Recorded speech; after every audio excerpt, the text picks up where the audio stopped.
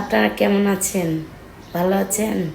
Cream আপা নামে পরিচিত কন্টেন্ট ক্রিয়েটর শারমিন শিলা 2025 সালের 24শে এপ্রিল জামিনে মুক্তি পায়। এর আগে 10শে এপ্রিল সাভার থেকে তাকে গ্রেফতার করা হয়েছে। সন্তানদের ওপর নির্যাতন চালিয়ে ভিডিও তৈরি করে সামাজিক যোগাযোগ মাধ্যমে প্রচারের অভিযোগে তার বিরুদ্ধে মামলার দায়ের করা হয়েছিল।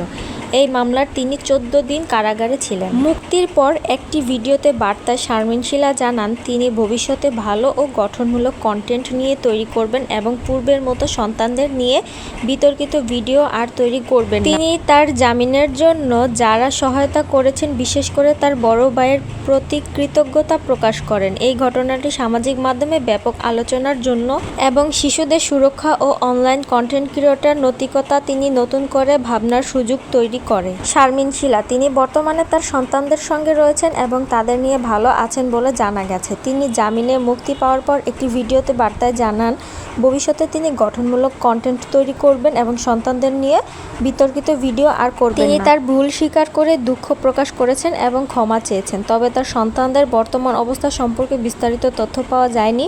পূর্বে তার বিরুদ্ধে অভিযোগ ছিল যে তিনি তার সন্তানদের ব্যবহার করে ভিডিও তৈরি করতেন, যা সামাজিক মাধ্যমে ব্যাপক সমালোচনার জন্য হয় এবং এই অভিযোগের ভিত্তিতেই তাকে গ্রেপ্তার করা হয়েছিল।